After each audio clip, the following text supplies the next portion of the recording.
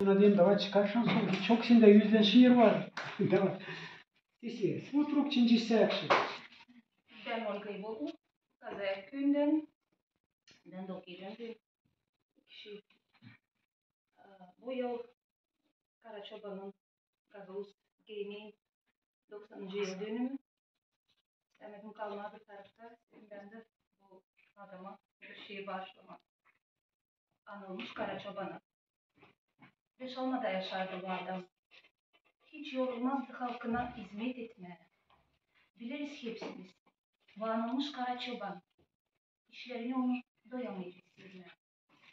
Ta küçükten onu çekerdi gözlerine. Mayolulardı diline, adetlerine.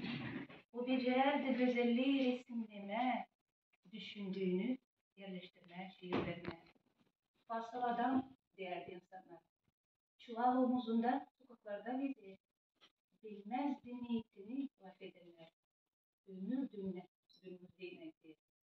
Kino, resim, skulptura, tiyatro, o çiftçiler için, o çiftçiler hem fakirler için yazardı. Okuyardı çok, da sonra tam bir saat talantına bekçi kadın saçardı. Bu adama yetişmerdi vakit. Tamamcasına o günleri yaşardı. Çoktan aramızda o yok artık. İyilik yetiştirmerdik alatlardı. Kısa ömür Allah ona vermiş. Zengin ama kim yaratma dolu. O yaşamış, sansın yıldız çakmış. Unutma hiç halkın oğlunu. Kısmetliyim mi? Eğer sorarsalar bana, kısmetliyim mi? Düşünmekle zorlatmam hiç ben kendimi. Cevabım benim hazır. Kısmetliyim ki. Ben yaşarım dünyada.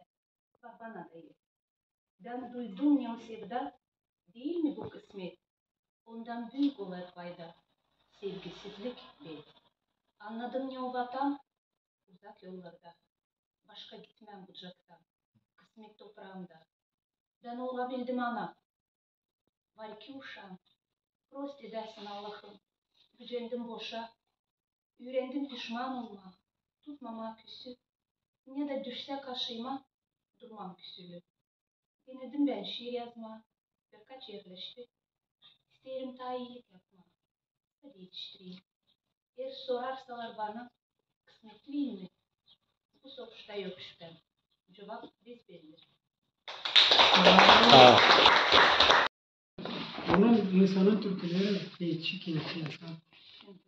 Ama yalvarayım çıkarın kıyak. Kimde var уже? Bizim açan kıyak çıkarılıyor o var. O var. Açan çok var yazıldı yaşlıkta duruyorlar. Çekmecede. Çekmece. Var ama o yok. Yok şey oraya doğru. Bir kişi. Kurtulma.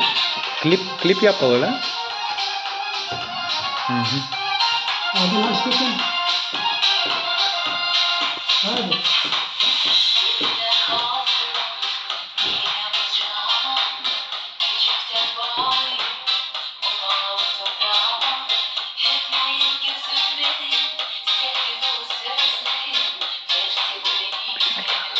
Bütün kanal mı?